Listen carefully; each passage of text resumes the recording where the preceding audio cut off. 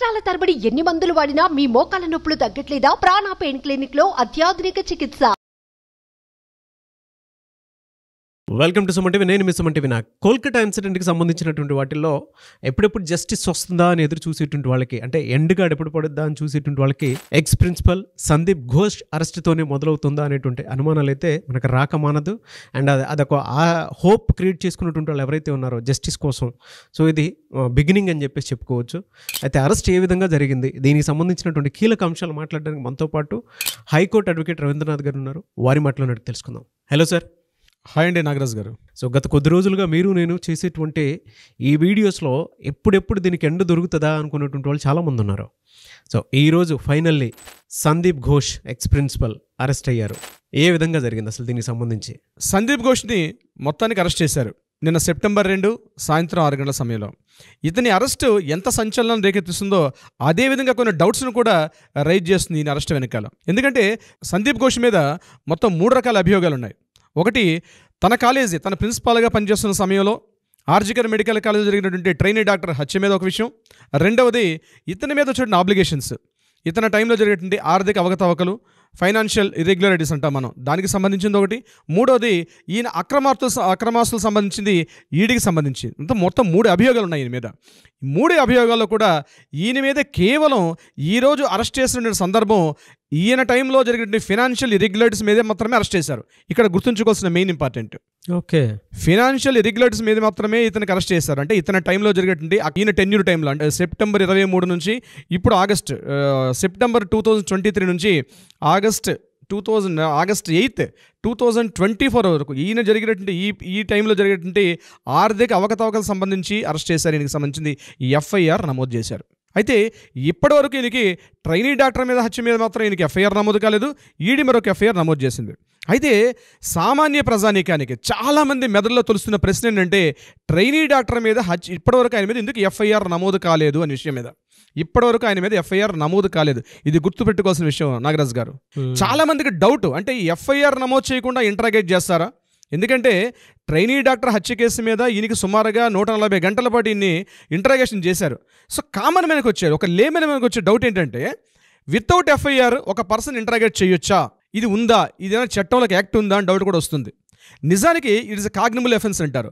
Cognisable ఎఫెన్స్లో ఏమవుతుందంటే, ముఖ్యంగా CBI లాంటి అథారిటీస్కి వితౌట్ ఎఫ్ఐఆర్ కూడా అతన్ని ఇంట్రాగేట్ చేసే అధికారం సిబిఐ వాళ్ళకు ఉంది, స్పెషల్ ఏజెన్సీస్కి ఉంటుంది, సిట్ వాళ్ళకు ఉంటుంది. ఎఫ్ఐఆర్తో సంబంధం లేదు. ఇది ఒక మెయిన్ ఇంపార్టెంట్, అందరూ గుర్తుపెట్టుకోవాల్సిన విషయం. అయితే ఇప్పుడు మన అరెస్ట్ సంబంధించి విషయానికి వచ్చినట్లయితే, ఈయనకి అరెస్ట్ చేసిన దేని మీద? ఈయన ఆర్థిక అవకతవకలకు సంబంధించి దేని మీద? అది కూడా టెండర్స్ పిలిచినప్పుడు తన హయాంలో టెండర్స్ ఏదైతే పిలిచాడో ఆ టెండర్స్ నెపోటిజం పేరు మీద ఎక్కడెక్కడైతే అందరినీ అలొకేట్ చేశాడో దానికి సంబంధించి ఆయనకి నిన్న సాయంత్రం అరెస్ట్ చేయడం జరిగింది. అయితే ఇది ఒక కారణమా, లేకపోతే టాపిక్ని ఏదైతే మెయిన్ ఇక్కడ సెంటెన్స్ ఏది ఉంది, ఇతను కాలేజీలో వర్క్ చేస్తున్న సమయంలో అప్పటికి అఖ్తర్ అలీ, అదేవిధంగా తృణమూల కాంగ్రెస్ పార్టీలో ఉన్నటువంటి శంతన్ సేన్ కూడా ఇతని మీద చాలా అప్లికేషన్ తీసుకొచ్చాడు. శంతన్ సేన్ అని తృణమూల కాంగ్రెస్ పార్టీలో ఒక స్పోక్స్ పర్సన్.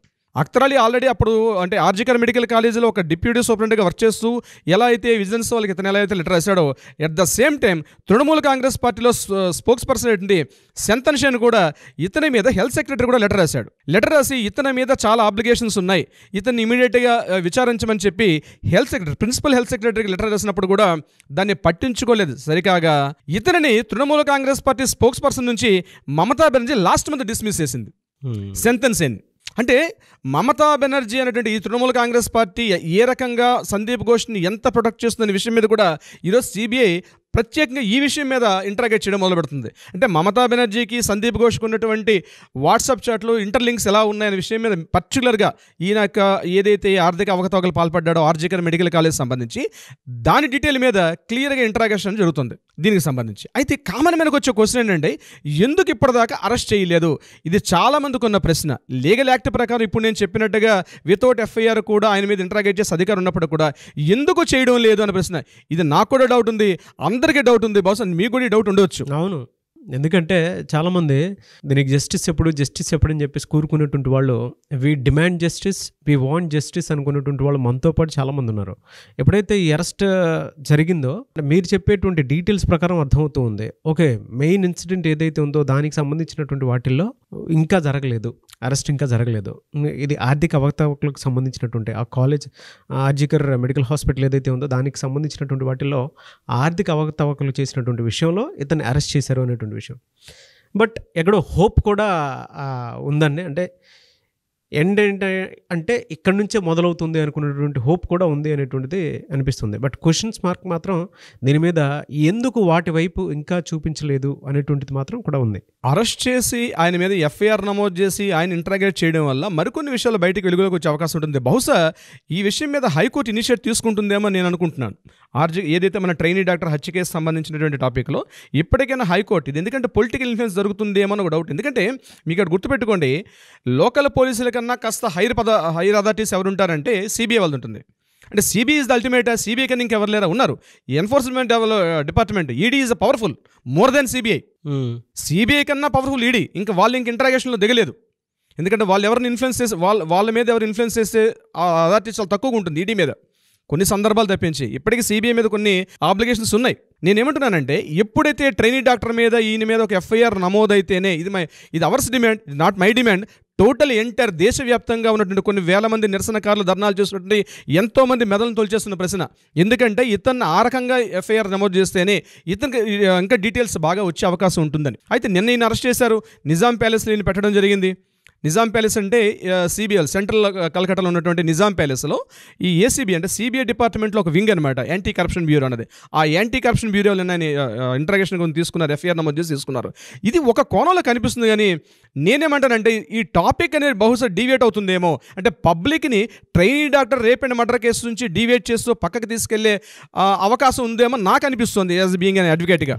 ఎందుకంటే అసలు పర్పస్ ఇక్కడ జరిగింది ఏంటి అంటే వెలుగులోకి ఇప్పుడు ఎలా వచ్చింది, ట్రైనీ డాక్టర్ మర్డర్ కేసు అయిన తర్వాత మాత్రమే వెలుగులోకి వచ్చింది. అంతవరకు ఉన్నటువంటి సందీప్ ఘోష్ మీద ఉన్నటువంటి ఆర్థిక అవకతవకలు కానీ ఆయన అక్రమార్సనలు కానీ ఎక్కడా పట్టించుకోలేదు మమతా బెనర్జీ గవర్నమెంట్, ముఖ్యంగా స్టేట్ గవర్నమెంట్. ఇంకొక కీలకమైన విషయం ఏంటంటే నాగరాజు గారు, ఈరోజు ఆయన ఆర్థిక అవకతవకలకు సంబంధించి విజిలెన్స్ వాళ్ళు పట్టించుకోలేదు, హెల్త్ సెక్రటరీ పట్టించుకోలేదు. కానీ స్టేట్ గవర్నమెంట్ ఇమీడియట్గా ఒక ఏజెన్సీ వేసింది. అంటే సిబిఐ ఇంటరాగేషన్స్ జరుగుతున్నప్పటికే సిబిఐ ఇంటరాగేషన్స్ ఒకవైపు అవుతుండగానే లాస్ట్ 1 వీక్ బ్యాక్ ఈయన మీద ఒక స్పెషల్ ఏజెన్సీ రిక్రూట్ చేసింది state government. At the same time ఆయన మీద సిట్ను కూడా ఏర్పాటు చేసింది, అది కూడా ఆర్థిక అవకతవకలకు సంబంధించి. ఈ రెండు జరుగుతుంటే ఇమీడియట్గా నిన్న హైకోర్టు ఏం చెప్పిందంటే ఆ ఇద్దరు కూడా మీరు ఇన్వాల్వ్ అవ్వకండి, సిబిఐకి పూర్తిగా హ్యాండ్ ఓవర్ చేయండి, మీ రిపోర్ట్స్ని హ్యాండ్ ఓవర్ చేయమంటే నిన్న మధ్యాహ్నం 2:33 టైంలో సిట్ అండ్ లోకల్ ఏజెన్సీ ఇద్దరు కూడా రిపోర్ట్స్ని హ్యాండ్ అవుట్ టు ద సిబిఐకి చేసిన తర్వాతే అరెస్ట్ జరిగింది ఈవినింగ్ 6 ఓకే. సో హైకోర్టు ప్రతి విషయంలో ఇన్వాల్వ్ అవుతుంటేనే ఒక స్టెప్ కనిపిస్తుంది. సో ఇక్కడ ఏంటంటే పర్టికులర్గా ఏదైతే ఈ ట్రైనీ డాక్టర్ మర్డర్ కేసు సంబంధించి ఏదైతే ఇష్యూ ఉందో దీనికి సంబంధించి కూడా ఏదైనా హైకోర్టు నుంచి కానీ సుప్రీంకోర్టు నుంచి ఉత్తర్వులు వస్తేనే దీనికి ఇంకా క్లియర్గా వెళ్ళే అవకాశం ఉంటుందని నా సొంత అభిప్రాయం. నాట్ ఓన్లీ మైన్, టోటల్గా ఎంటైర్ దేశవ్యాప్తంగా అందరూ ఆశిస్తున్నటువంటి ఒక పాయింట్. సో ఒక 2 డేస్లో దీనికి సంబంధించినటువంటి వాటిలో మనకు డీటెయిల్స్ అనేవి రాబోతుంటాయి. ఎందుకంటే సుప్రీంకోర్టు ట్రయల్స్లో ఉన్నాయి కాబట్టి దీనికి సంబంధించి మీరు చెప్పిన దాని ప్రకారం అక్కడ హైకోర్టు చొరవ తీసుకుంది కాబట్టి దీనికి సంబంధించి అరెస్ట్ దాకా వెళ్ళడం జరిగింది. న్యాయం బ్రతికే ఉందని చెప్పడానికి బెస్ట్ ఎగ్జాంపుల్ ఇది. ఈ కేసుకు సంబంధించి మరొక విశేషం కూడా నిన్న జరిగింది నాగరాజు గారు. అదేంటంటే Trinamool Congress party students wing, Trinamool Congress party ఆ రాష్ట్ర వ్యాప్తంగా ప్రతి వింగ్లో ఉండారంటే ప్రతి కాలేజీలో ఆమె తాలూకా స్టూడెంట్స్ వింగ్ ఉంటారు. అంటే ఆమె ఎట్లా చొచ్చుకుపోయిందంటే ఎంటైర్ టోటల్ స్టేట్లో మూలకు కూడా చొచ్చుకుపోయింది. రైతులు కానివచ్చు, లేకపోతే కార్మికులు కావచ్చు, అగైన్ స్టూడెంట్స్ కావచ్చు, యూత్, ప్రతి వింగ్ ఉందండి. ప్రతి చాప్టర్లో కూడా తృణమూల్ కాంగ్రెస్ పార్టీ తాలూకా కార్యకర్తలు ఉంటారు. ఇదే ఆర్జేకర్ మెడికల్ కాలేజీలో Trinamool Congress party students wing అని ఒక వింగ్ ఉంది. ఆ వింగ్లో మనం కనిపించేట ఏదైతే ఫోటో ఉందో, ఏది సంఘటనా స్థలంలో జరిగినటువంటి అక్కడ ఉండే సాక్ష్యాధారణ రూపమే ప్రయత్నంలో లోకల్ పోలీసులు మనకు ఒక ఇమేజ్ కూడా వచ్చింది. ఒక తెర కట్టేసి అందరు కూడా చాలా గ్రూప్ ఆఫ్ పీపుల్, చాలా గ్రూప్ ఆఫ్ పీపుల్ ఒకే ప్లేస్లో ఒక 20-30 మంది ఆ సంఘటన చూస్తున్నారు. బయటికి ఒక వైట్ కలర్ తెర కట్టేసినట్టు ఒక ఇమేజ్ కూడా మనకి బయటకు వచ్చింది. దీని మీద సిబిఐ వాళ్ళు కూడా చాలా గట్టిగా మందలించడం జరిగింది లోకల్ పోలీసులకి, అంటే ఇంక్లూడింగ్ మన ప్రిన్సిపల్తో సహా. ఎందుకంటే ఒక ఇన్సిడెంట్ జరిగిన తర్వాత సంఘటనా స్థలాన్ని క్యాప్చర్ చేసి దాన్ని ప్రొటెక్ట్ చేయాల్సిన బాధ్యత లోకల్ పోలీసులకు ఫస్ట్ ఉంటుంది. ఎందుకంటే సంఘటన అక్కడ సాక్ష్యాధారాలు తారుమారే అవకాశం ఉంటుంది. కానీ లోకల్ పోలీసులు 10:30 టైంలో ఒక ఇమేజ్ క్యాప్చర్ బయటకు వచ్చింది. అందులో ఏముంది, టోటల్గా ఒక గ్రూప్ ఆఫ్ పీపుల్, ఒక 15 నుంచి 20 మంది పైన ఉన్నటువంటి గ్రూప్ ఆఫ్ పీపుల్ అందరూ కూడా ఆ సంఘటనా స్థలంలో నిలబడి ఏదో ఒక విడ్డూరం చూస్తున్నట్టుగా ఇమేజ్ బయటకు వచ్చింది. అందులో ఈ తృణమూల కాంగ్రెస్ పార్టీ స్టూడెంట్ కూడా ఫస్ట్ చూసినట్టు వ్యక్తులు అందులో ఉన్నట్టుగా కనిపించింది. అనేక అనుమానాలు తావిస్తుంది అనమాట. ఈరోజు ఎప్పుడైతే సిబిఐ వాళ్ళు ఇంటరాగేషన్ జరుగుతున్నాయో, ఈరోజు Trinamool Congress party state wing అయినటువంటి, అంటే స్టూడెంట్స్ వింగ్ అయినటువంటి అందులో ఈ మెంబర్ ఇతను ఏం చేశారు, అతని పేరు అవిక్డే ఏం చేశారంటే అవిక్డేని నిన్న సస్పెండ్ చేయడం జరిగింది. ఇది కనిపించడానికి చాలా చిన్న పాయింట్ కనిపిస్తుంది, కానీ దీని వెనకాల చాలా పెద్ద కారణం ఉంటుంది. ఎందుకంటే అందరికన్నా ముందు వెళ్ళాడు మెంబరు, ఈ students wing Trinamool Congress party member ముందుగా వెళ్ళి చూడడం, సంఘటన స్థలానికి వెళ్ళడం, అక్కడ ఆ డెడ్ బాడీని చూసిన వ్యక్తుల్లో ముందున్నాడు అతను. నాట్ ఓన్లీ స్టూడెంట్స్ వింగ్ ఒకటే మెంబర్ ఆయన్ని సస్పెండ్ చేయడం కాకుండా, even though Indian medical association కూడా అతనికి అక్కడ సస్పెండ్ చేయమని చెప్పి ఒక ఛార్జ్ కూడా పంపించడం జరిగింది. ఇతను కూడా ట్రైనింగ్ డాక్టరే. ఎవరు, ఆ వింగ్లో ఉన్నటువంటి అవిక్డే. ఓకే, అంటే ఇదంతా కూడా ఇంటర్లింక్ పెట్టుకుంటే అసలు స్టోరీ బయటకు వస్తుంది. విషయాలు ఒకటి వెలుగులోకి వస్తున్నాయి. సందీప్ ఘోష్ని డైవర్ట్ చేసే పనిలో ఉన్నారు.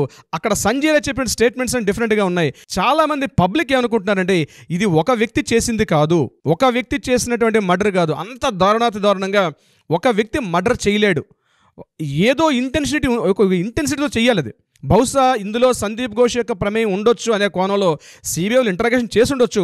బట్ మనకి వెలుగులోకి రాలేదు ఈ 2-3 రోజులు. ఎందుకంటే రేపు September 5 కాబట్టి ఇప్పటివరకు జరిగినటువంటి టోటల్ డెవలప్మెంట్స్ అన్ని కూడా సుప్రీంకోర్టు ముందు పెట్టాల్సి వస్తుంది సిబిఐ వాళ్ళ యొక్క రిపోర్ట్స్.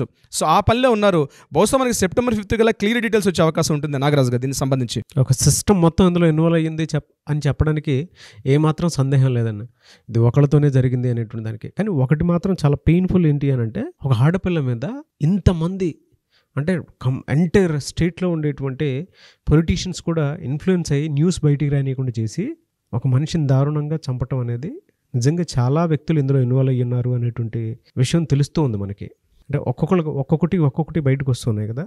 చూడండి, ఒక మనిషిని చంపడానికి ఎంత ప్లాన్ చేశారా అనేటువంటి, అది కూడా ఒక ఆడపిల్లని ఎంత ప్లాన్ చేశారా అనేటువంటి ఆలోచన అయితే రాకమానదు మనకి. But whatever the reason, justice అయితే డెఫినెట్గా we demand justice, we want justice. Exactly Nagaraj garu. Suman టీవీలో మీ పర్సనల్ అండ్ బిజినెస్ ప్రమోషన్స్ కోసం కింది నెంబర్కి కాంటాక్ట్ చేయండి.